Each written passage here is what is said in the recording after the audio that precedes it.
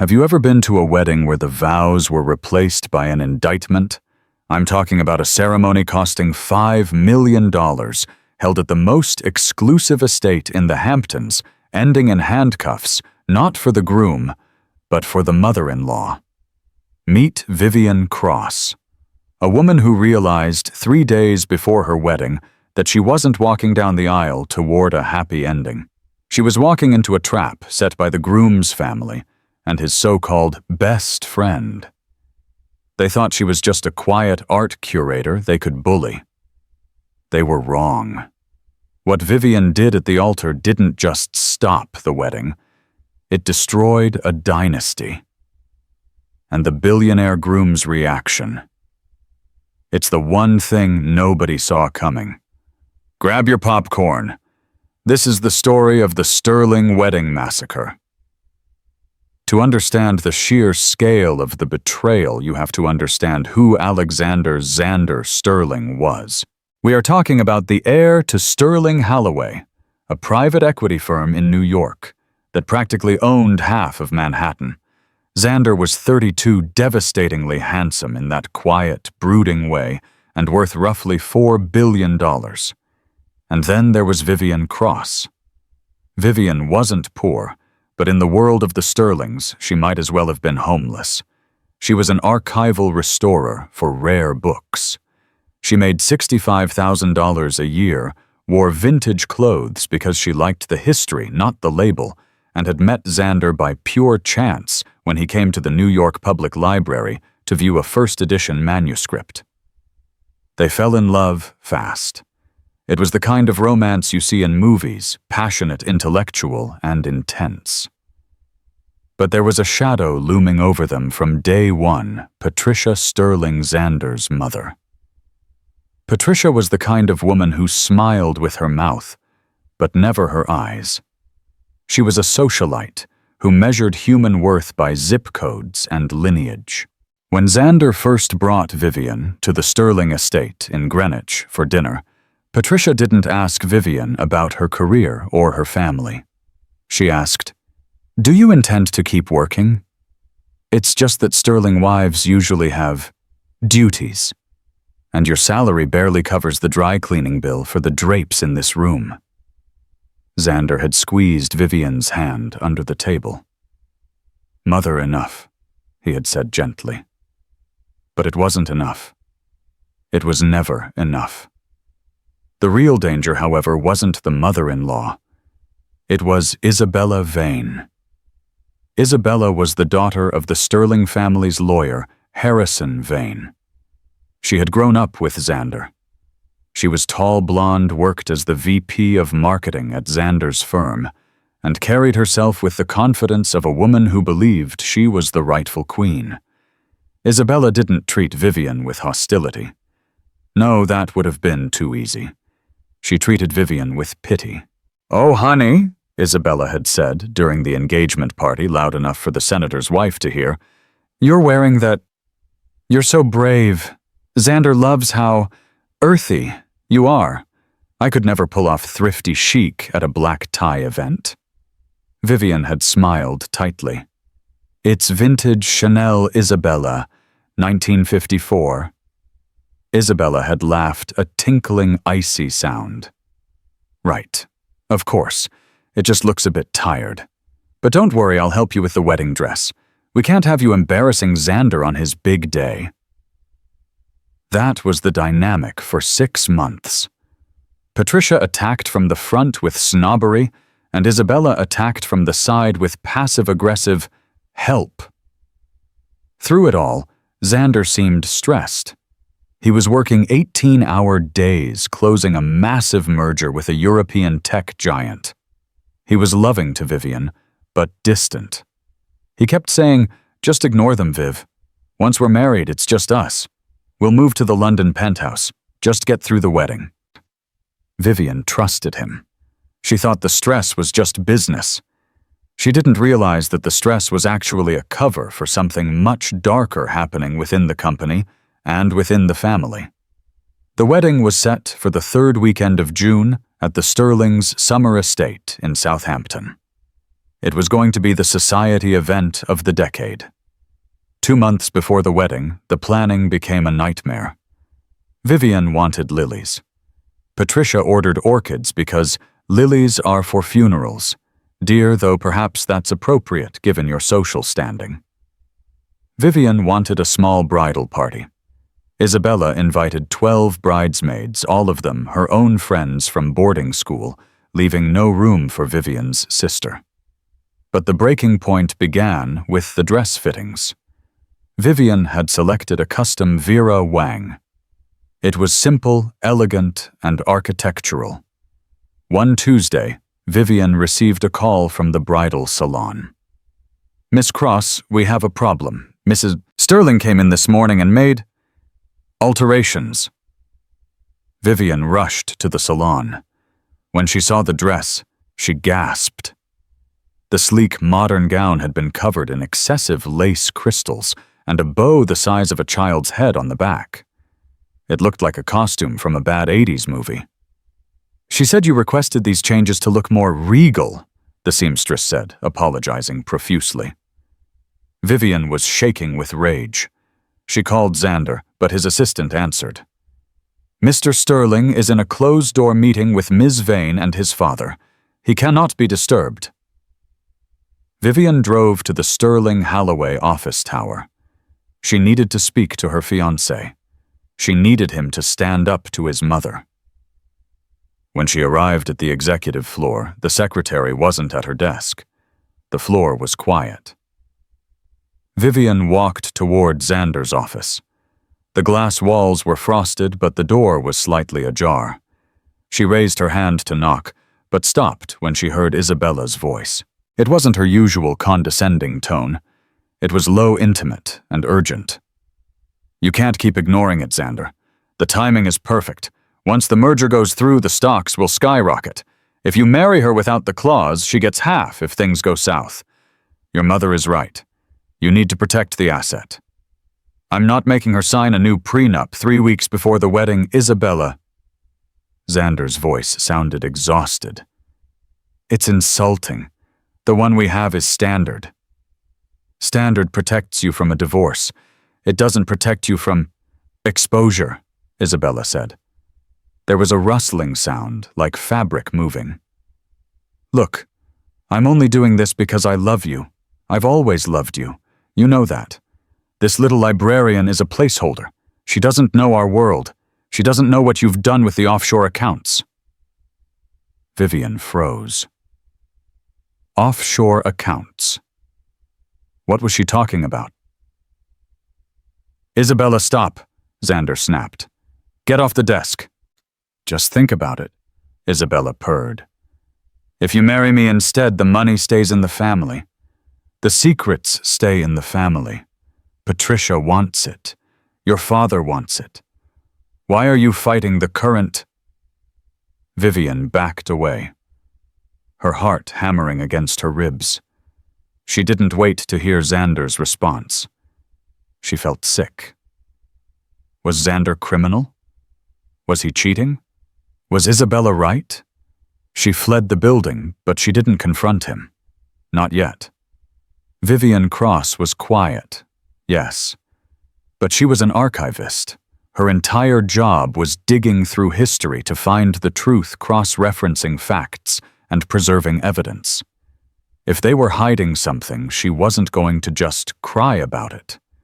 She was going to document it. The week of the wedding arrived.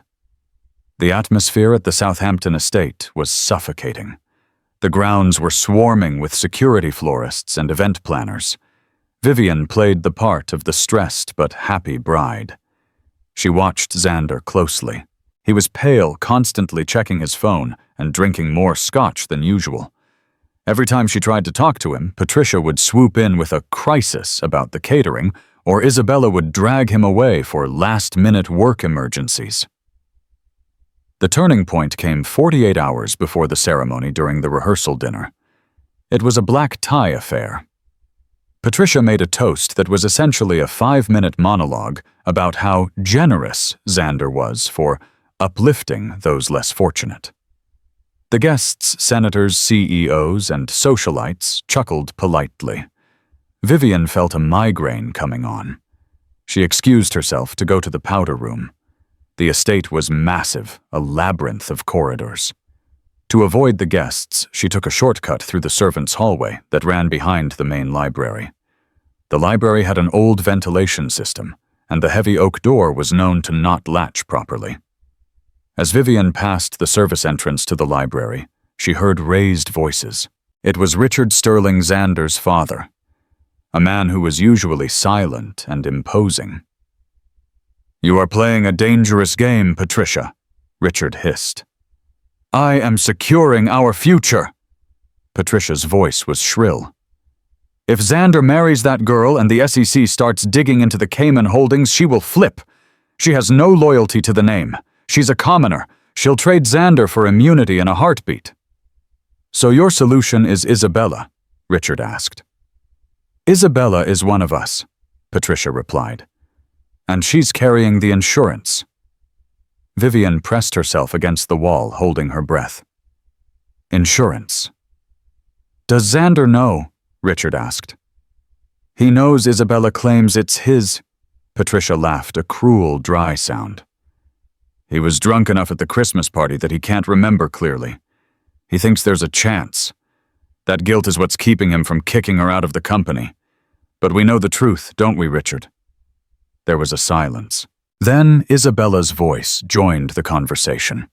She must have been in the room the whole time. "The baby isn't Xander's," Isabella said, her voice devoid of the flirty warmth she used on Xander. "But Xander doesn't need to know that until after the wedding is called off. Once he thinks I'm pregnant with his heir, he'll have to marry me to avoid the scandal.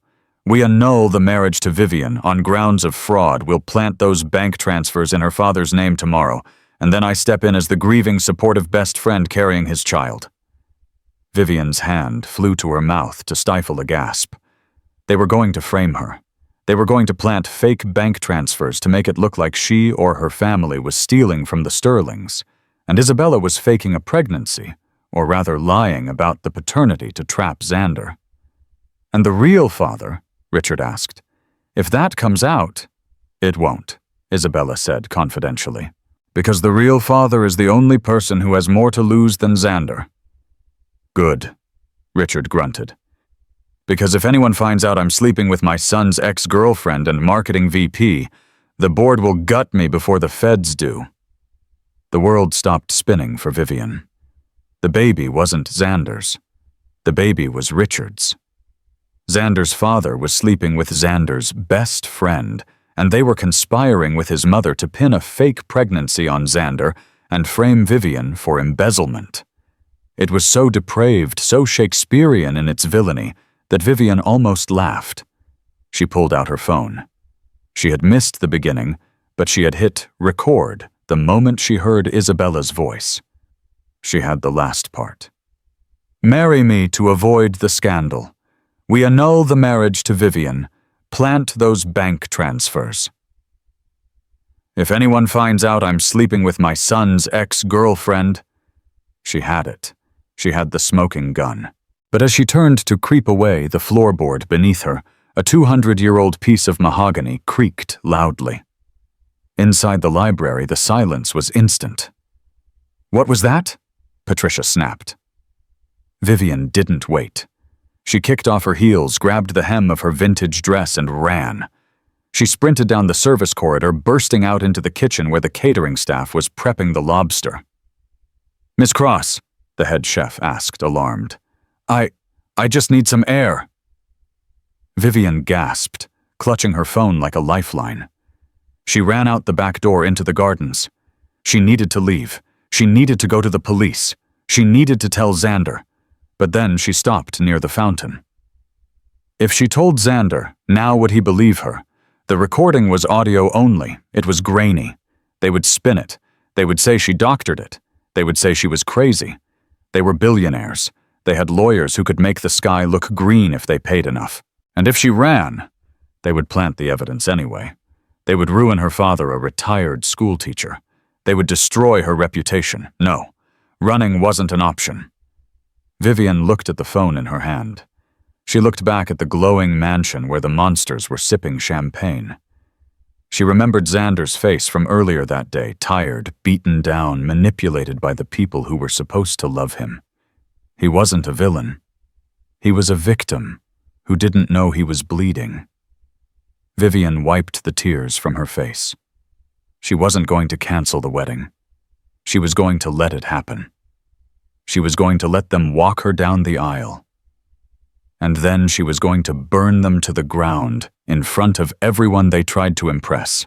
She needed help, and there was only one person in this zip code who hated the Sterlings as much as she did right now. She dialed a number she had seen on a discarded invitation list, the black sheep of the family who had been invited only for optics.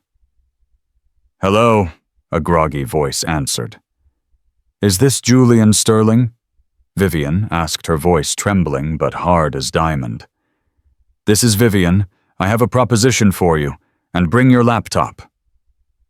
20 minutes after Vivian's desperate call, a sleek black motorcycle roared up the back driveway of the guest cottage where she was staying. Julian Sterling stepped off and removed his helmet. He was Xander's first cousin, the son of Richard's younger, tougher brother, who had been pushed out of the company 20 years ago. Julian was the antithesis of Xander.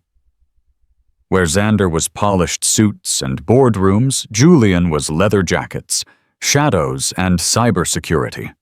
He was currently regarded as one of the best white-hat hackers in Europe, a career he built specifically to ensure he never needed a dime of sterling money. He found Vivian pacing the cottage living room, still in her rehearsal dinner dress, her makeup streaked with tears. "This better be good, Vivian," Julian said, his voice gravelly. "I only came to this circus because my mother begged me to show face. I hate these people." "You don't hate them enough," Vivian said, her voice shaking. "Not yet." She held out her phone and pressed play. Julian listened. He stood perfectly still in the center of the room, his jaw tightening as the recording played. When he heard his Uncle Richard admit to sleeping with Isabella, Julian let out a short, incredulous laugh. When he heard Patricia detail the plan to frame Vivian for embezzlement, the laughter died. The silence in the cottage after the recording ended was heavier than lead.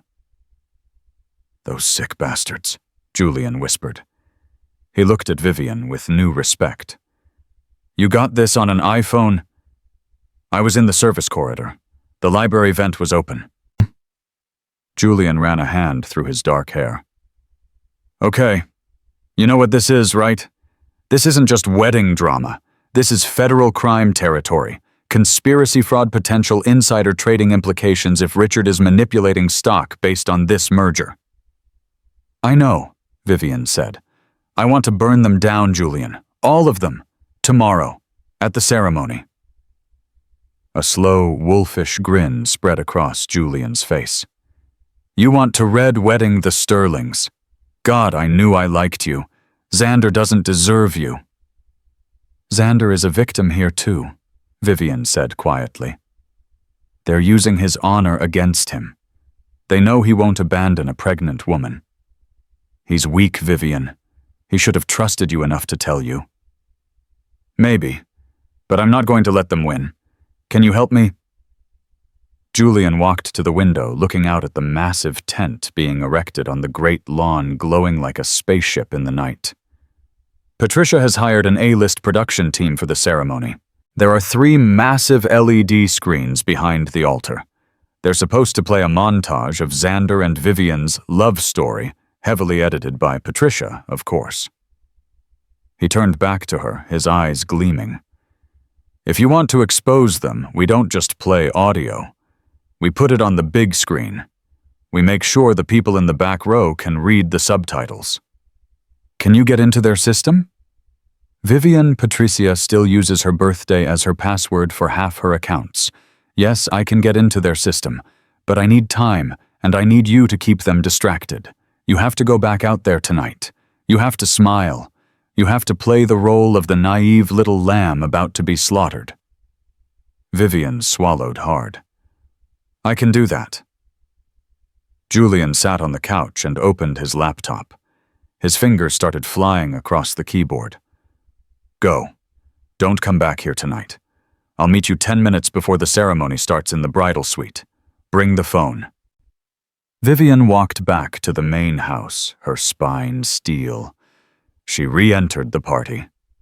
The air smelled of expensive perfume and hypocrisy. When Isabella saw her, she glided over, placing a warm hand on Vivian's arm.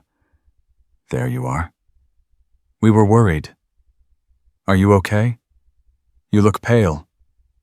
It took every ounce of willpower Vivian possessed, not to recoil. She looked into the eyes of the woman who was sleeping with her future father-in-law while pretending to carry her fiancé's baby. I'm fine, Isabella, Vivian said, forcing a shy smile. Just wedding jitters. It's all so overwhelming. You've been so helpful. I don't know what Xander would do without you. Isabella smiled, a predatory glint in her eyes. Oh, you know me. I'll always be here for Xander, always. Across the room, Patricia was holding court with a senator. She glanced at Vivian with a look of pure disdain, then turned back to her conversation, secure in the knowledge that the problem would be dealt with in 48 hours. Later that night, Vivian found Xander alone on the terrace. He was staring out at the ocean, a tumbler of scotch in his hand. He looked devastated. He turned when he heard her approach. His eyes were bloodshot. Viv, he mumbled. I need to tell you something. Something terrible. Vivian's heart broke for him. He was trying. The guilt was eating him alive. It's late, Xander, she said softly, taking the glass from his hand. We're getting married tomorrow. Whatever it is, we can handle it together. After the wedding. He looked at her, misery etched into his handsome features. You're too good for this world, Viv. Too good for my family. You have no idea, she thought. She kissed his cheek and left him there. She couldn't let him confess now.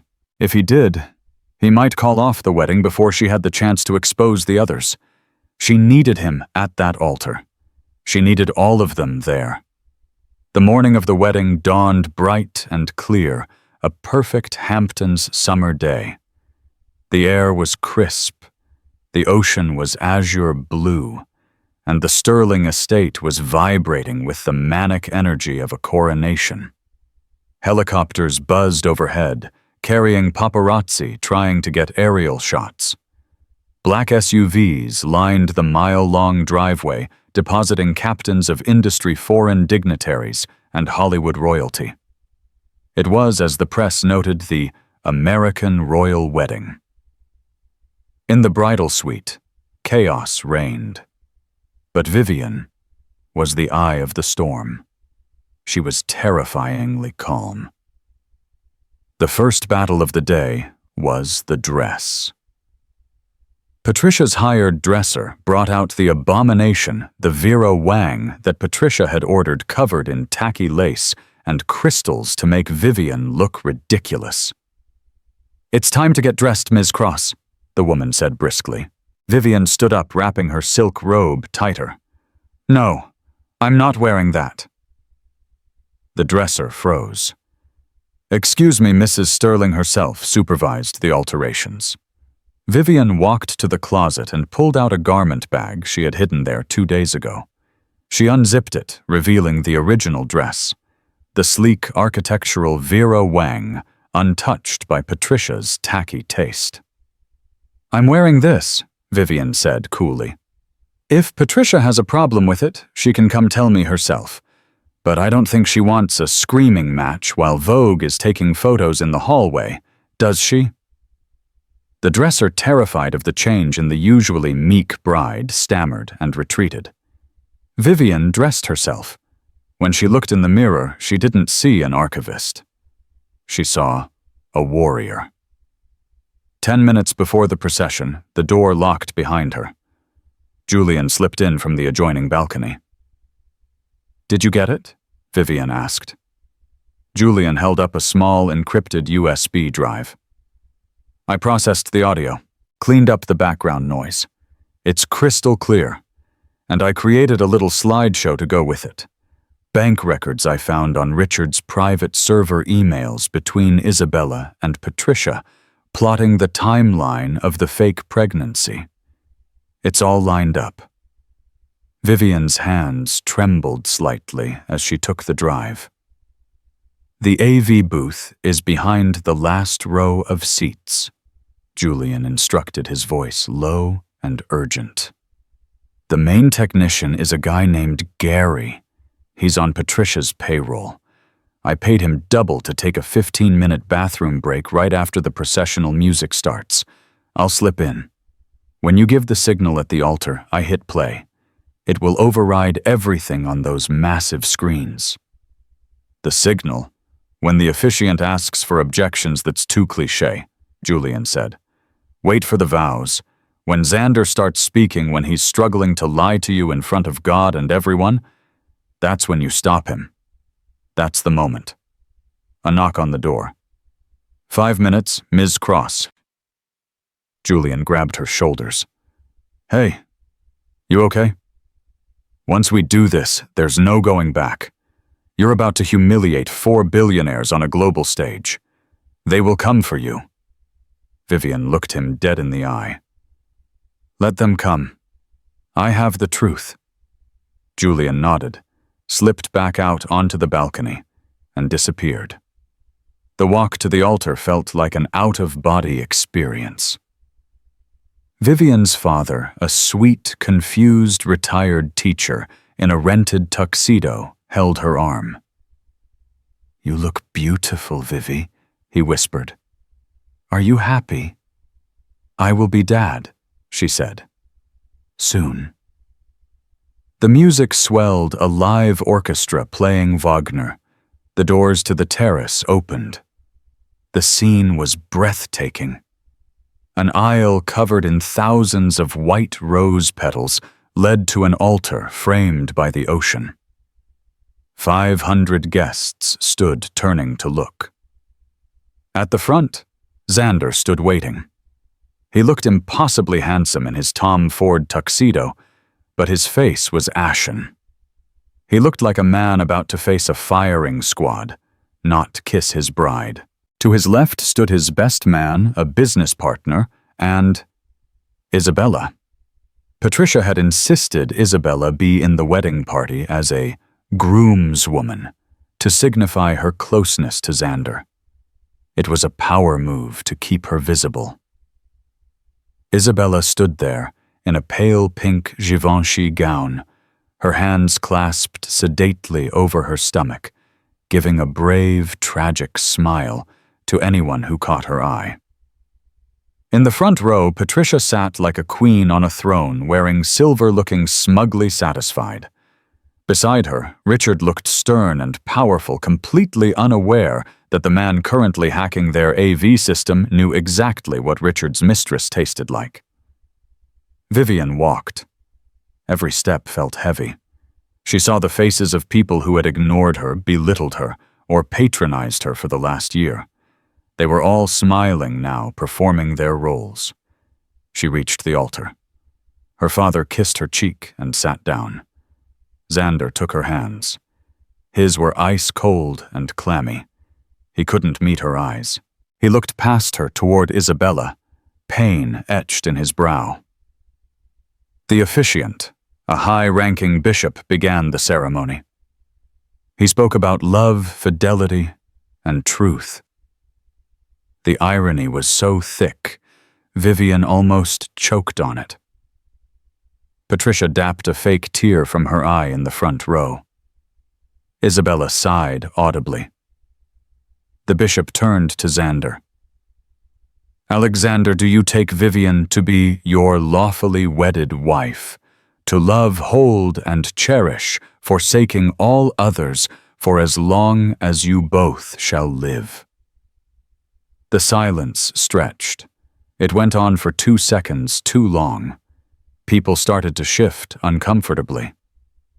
Xander closed his eyes, taking a shuddering breath. He was about to do it. He was about to perjure his soul to protect a lie. Xander began, his voice cracking. "Stop," Vivian said.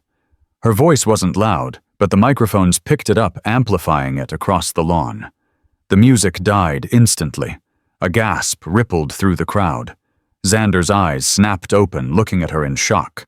Vivian pulled her hands away from his. She turned to face the crowd, then looked directly at Patricia in the front row. "Before we continue," Vivian said, her voice ringing with an authority no one had ever heard from her before, "there are some vows that need to be clarified."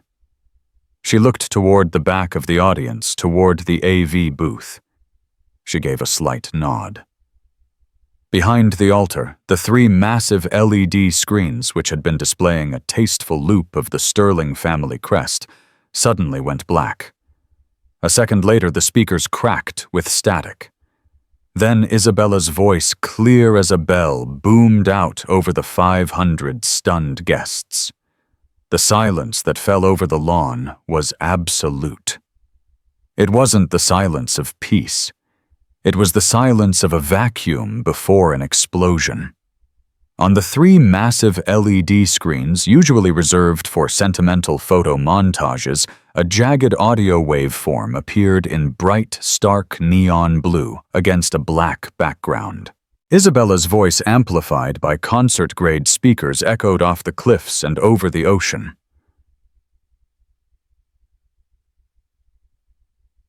"The baby isn't Xander's, but Xander doesn't need to know that until after the wedding is called off.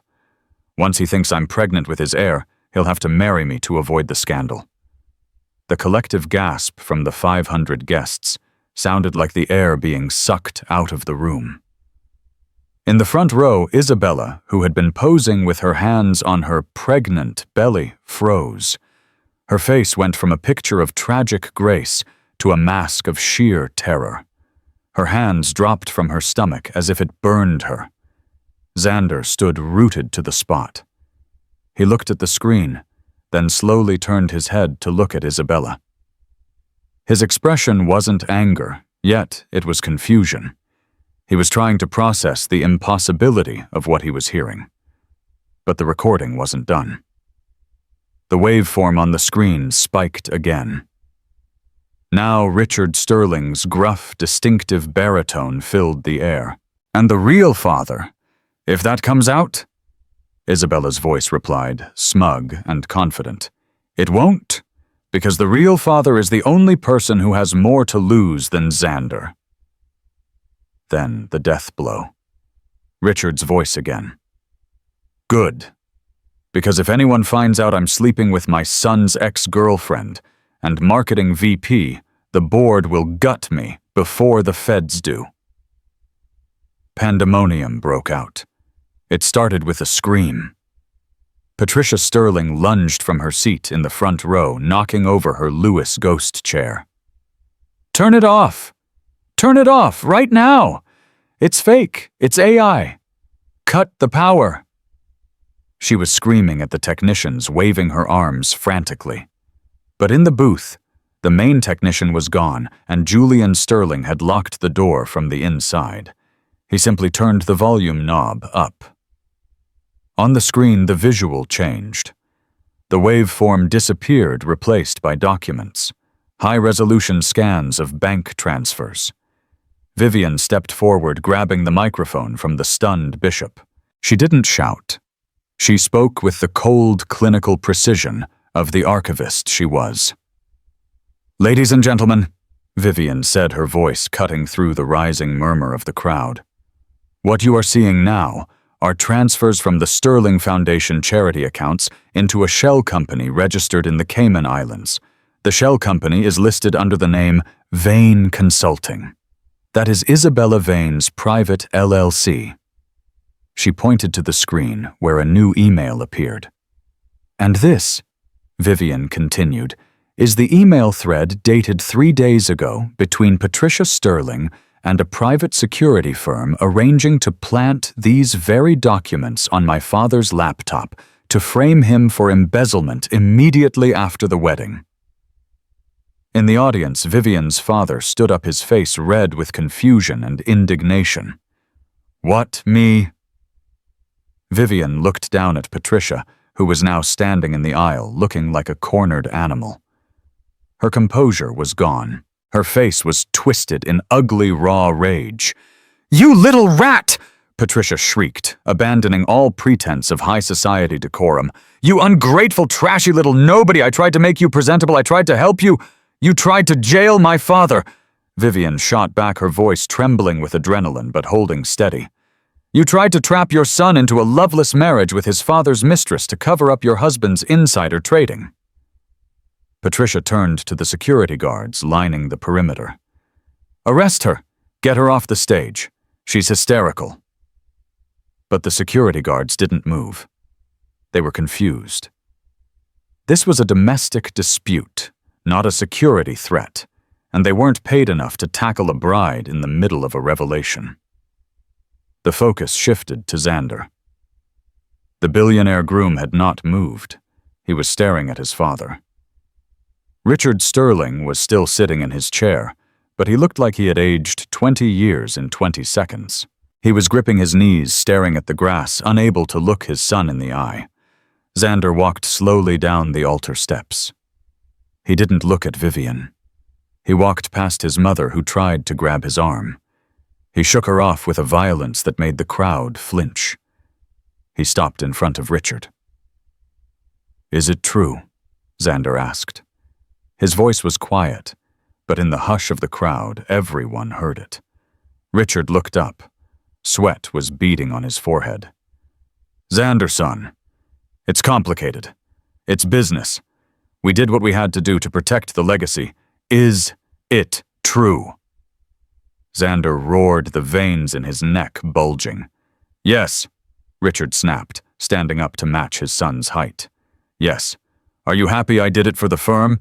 Isabella understands this world. She understands what it takes. You were going to throw it all away for her." He pointed a shaking finger at Vivian. Xander looked at Isabella. She was weeping now, black mascara running down her face, ruining the illusion of perfection she had curated for years. "You told me it was mine," Xander whispered, his voice breaking. "You let me pick out names. You let me feel guilty for months." "Xander, please," Isabella sobbed, reaching for him. "I love you. I did it because I love you." Xander stepped back, disgusted. "You slept with my father." The realization seemed to hit him physically. He staggered back, looking around the wedding venue. The flowers, the ocean, the $5 million spent on a lie. Then the sound of sirens cut through the air. Vivian had timed it perfectly. Julian had patched the audio feed directly to the local police dispatch 10 minutes ago. 2 police cruisers and an unmarked black sedan pulled up onto the pristine grass of the great lawn, their tires tearing up the turf. Officers stepped out, but they didn't walk toward Vivian. Richard Sterling, a detective in a cheap suit, called out, "We have a warrant for your arrest regarding securities fraud and embezzlement from the Sterling Foundation." Richard's face went gray. Patricia screamed a guttural animal sound and collapsed into the arms of a senator's wife, who awkwardly tried to hold her up while signaling for a waiter to get her away. As the police cuffed Richard Sterling, the Lion of Wall Street, in front of the entire New York social registry cameras flashed wildly.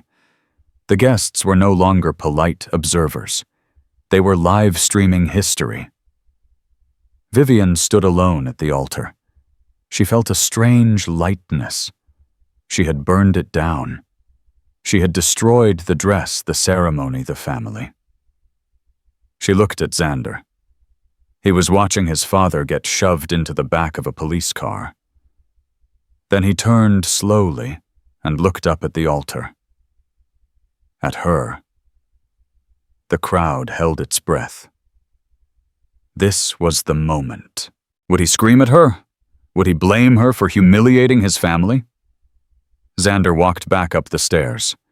He stood before her. He looked at the vintage Vera Wang dress she had fought to wear. He looked at her face, stripped of the heavy makeup Patricia had wanted, looking raw and real. He reached out and took her hand. Then he did the one thing nobody expected.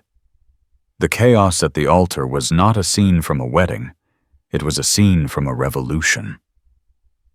As the police officers guided Richard Sterling, the man who had terrified Wall Street for 3 decades, into the back of a squad car, the flashbulbs from the paparazzi helicopters overhead turned the sunny afternoon into a strobe-lit nightmare. Xander Sterling stood at the epicenter of the blast radius. He held Vivian's hand, his grip so tight, his knuckles were white. For a moment, he didn't speak. He just watched his father's empire crumble in real time. He watched as his mother, Patricia, was physically restrained by a private security guard she had hired, screaming obscenities that would make a sailor blush. She wasn't screaming at the police. She was screaming at Xander. "You let this happen!"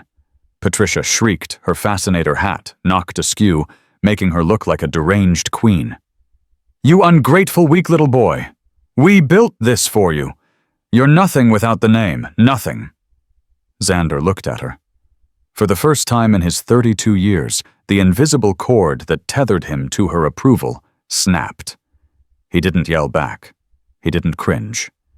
He simply looked at her with the detached curiosity of a scientist observing a dangerous specimen behind glass. He turned back to the microphone stand.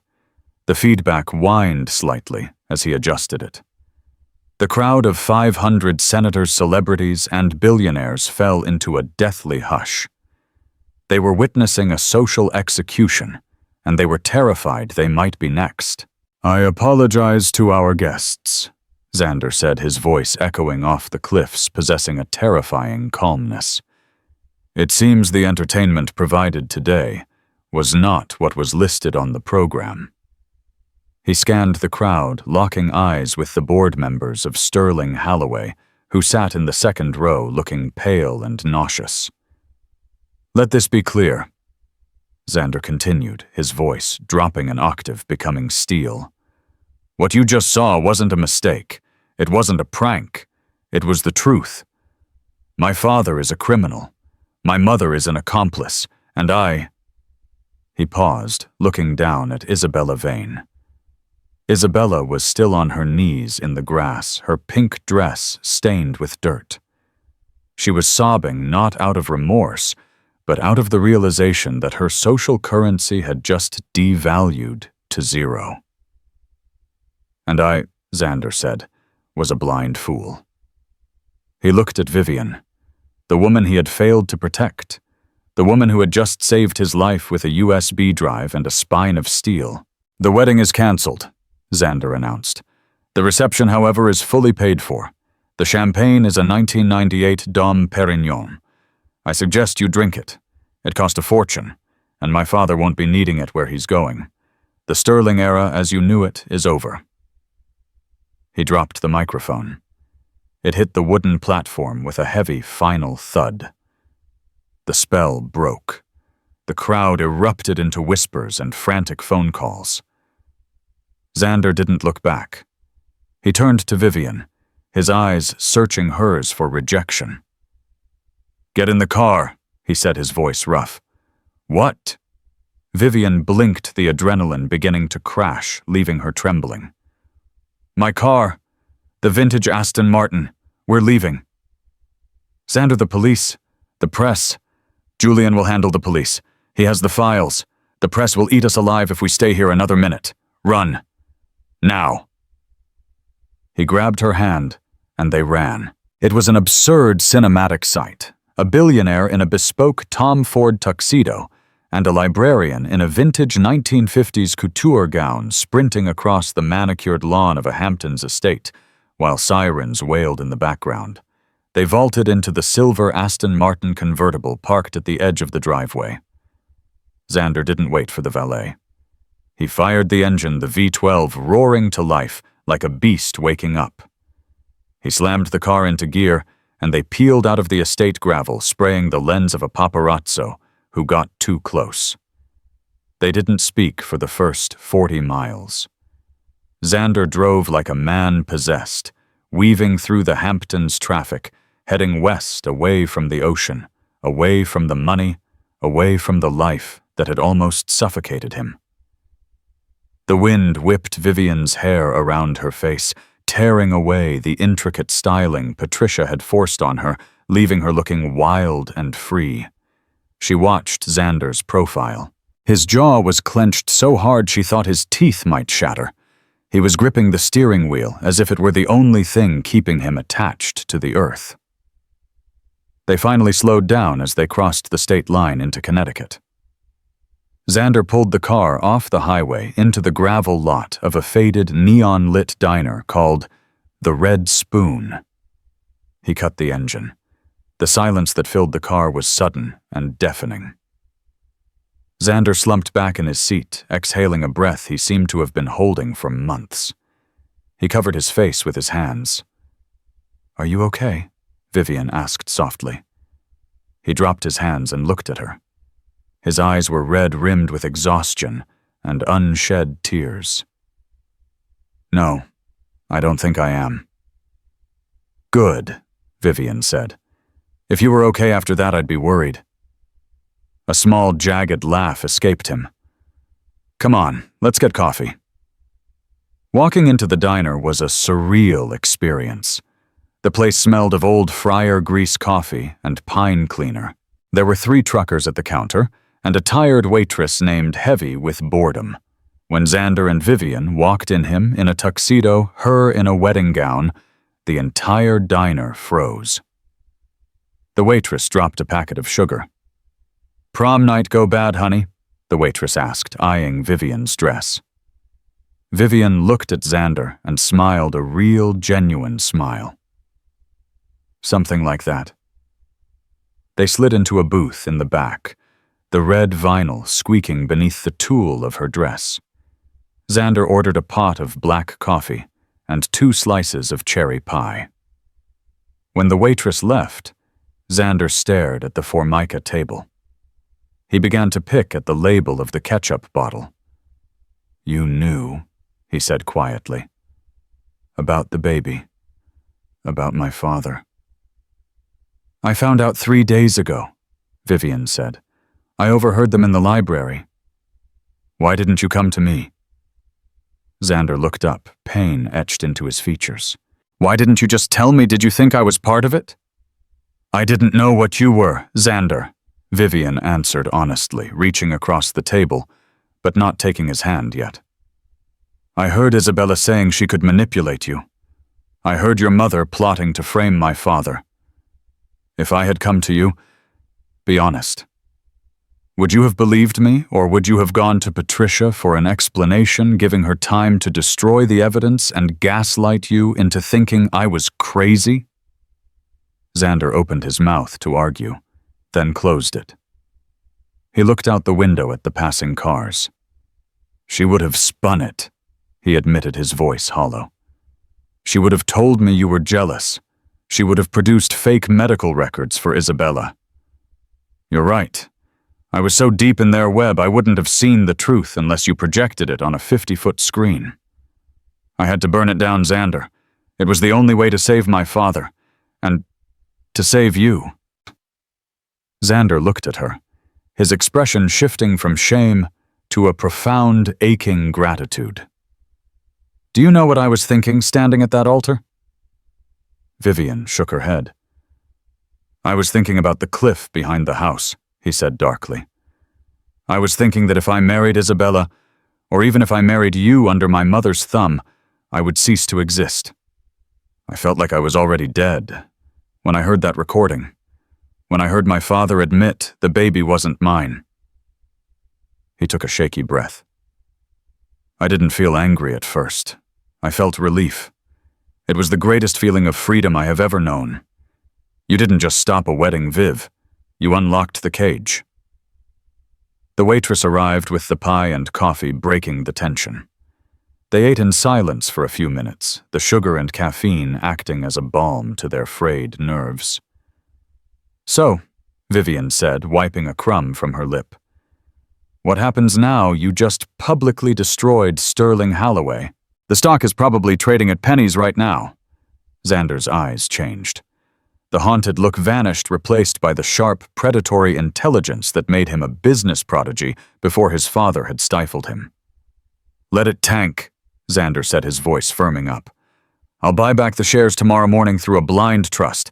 I'm calling an emergency board meeting for Monday. I'm going to fire them. All of them. My father's cronies, the lawyers who helped Isabella, the accountants who hid the fraud. I'm gutting the company." "And your mother? She's done," Xander said coldly.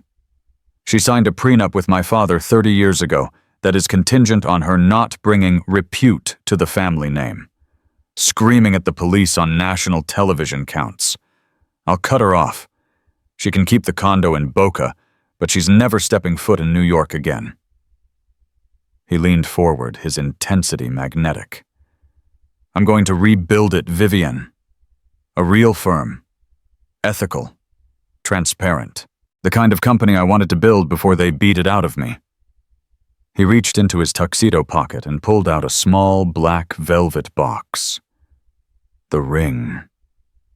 "But I can't do it alone," he said. "I know I failed you. I know I let them bully you. I was a coward. But I am asking for a chance to be the man you deserve. Not the Sterling heir. Just Xander."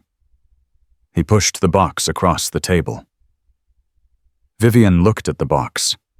It was a beautiful ring, a vintage sapphire she had picked out herself before Patricia had tried to replace it with a gaudy diamond.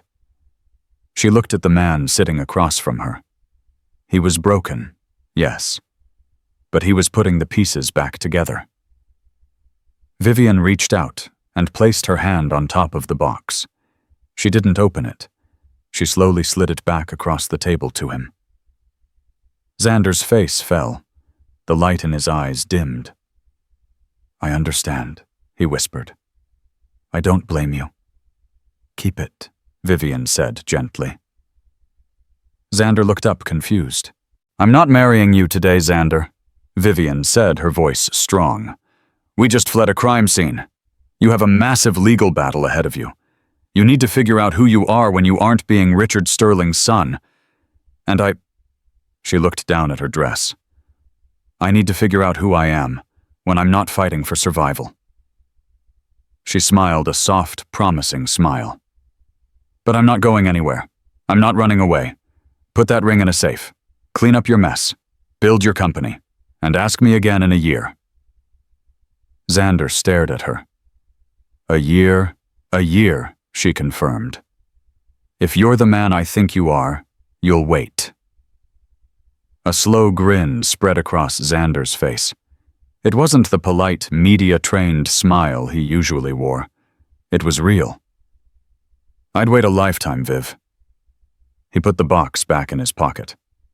"Okay, a year, but I'm paying for the pie." True to his word, Xander didn't hide. He stood on the steps of the federal courthouse while his father was arraigned and gave a statement that dominated the news cycle for a month. He denounced his father's actions, announced full cooperation with the DOJ, and declared a zero-tolerance policy for the new Sterling Holloway. The Monday morning massacre, as the press called it, was swift. Xander fired 40% of the executive staff in a single morning. Julian Sterling was appointed Chief Technology Officer, tasked with building a transparency system that would make fraud impossible. Patricia Sterling attempted to sue Xander for control of the family trust. Xander met her in a conference room with Julian and a team of forensic accountants. They laid out 30 years of her own spending habits, including illegal kickbacks she had accepted from vendors. "You can take the condo in Florida and a monthly stipend," Xander told his mother, his voice devoid of emotion. "Or we can release this file to the IRS. Choose." Patricia signed the papers. She left New York the next day. Isabella Vane was not so lucky. While she avoided prison by turning state's witness against Richard, her reputation was incinerated. She was fired, blacklisted from every major firm in the city, and sued by the Sterling estate for the return of unauthorized consulting fees. She moved to a small town in France, changing her name, disappearing into obscurity. Vivian watched it all from the sidelines. She resigned from the library, not because she had to, but because she had outgrown the quiet life. She used the settlement money from a defamation suit against Patricia to lease a stunning, sun-drenched industrial space in Chelsea. She didn't speak to Xander every day. They had a rule they were dating, but they were starting over. They went to movies. They ate Thai food in her apartment. They took long walks in the park where they didn't talk about business or family. They learned how to be Vivian and Xander, stripped of the drama. It was a hard year. Xander worked 18-hour days fixing the company. He aged. Gray hairs appeared at his temples. But he looked happier. He looked like a man who slept at night. The Cross Gallery was the talk of the New York art scene. Vivian's curation, focusing on forgotten history and restored manuscripts, had struck a nerve. The opening night of her new exhibit, The Unveiling, was packed. Vivian stood in the center of the room, wearing a simple, stunning black dress. Not vintage. New. Something she had bought with her own money. She was laughing with a client when the bell above the door chimed. The room didn't go silent, but the energy shifted. Xander Sterling walked in. He looked different than the man who had run from the altar. He was sharper, leaner, but his eyes were warm. He wasn't surrounded by an entourage. He wasn't checking his phone. He walked straight to her, ignoring the whispers of the crowd who recognized him as the billionaire reformer. "I hear the curator here is tough," Xander said, stopping a few feet away. "I was wondering if she had time for a difficult client." Vivian's heart did that familiar flutter, the one she had felt the first time she met him in the library. "Depends on what the client is looking for." Xander didn't pull out a ring box. Not yet. Instead, he pulled a book from under his arm. It was a tattered, leather-bound copy of Persuasion by Jane Austen. "I'm looking for a restoration," Xander said softly. "It's an old story. It's been through a lot of damage. Torn pages, broken binding. People thought it was ruined." He stepped closer, his voice dropping to a whisper that only she could hear. "But I'm told that with the right care and enough time, it can be better than it was before." Vivian looked at the book, then up at him. She saw the year of work he had put in. She saw the therapy, the late nights, the humility. She saw the man who had dismantled his own legacy just to keep a promise to her. She took the book from his hands. Their fingers brushed, sending a spark through her that felt like coming home. "You heard right," Vivian said, her eyes shining. "We specialize in second chances here." Xander smiled the smile of a man who had walked through hell and come out the other side holding the only thing that mattered. "In that case," he said, offering her his arm, "I'd like to discuss a long-term contract. Lifetime term." Vivian looped her arm through his. She looked around the gallery she had built then at the man she had saved. "I think we can negotiate that," she said. Together they walked out of the gallery and into the cool autumn evening, leaving the ghosts of the past behind them, finally and completely free. And that is how Vivian Cross turned a wedding massacre into a masterclass in self-respect. She didn't just dodge a bullet, she dodged a nuclear missile. It's a reminder that sometimes the people who claim to protect the family legacy are the ones destroying it from the inside. Vivian taught us that the truth might hurt, but a lie will kill you. What would you have done? Would you have run away, or would you have played the clips on the big screen? And do you think Xander deserved that second chance? Let me know in the comments below. If you enjoyed this roller coaster of a story, please hit that like button. It really helps the channel grow, and subscribe so you don't miss our next deep dive into the crazy lives of the ultra-rich. Thanks for watching, and I'll see you in the next one.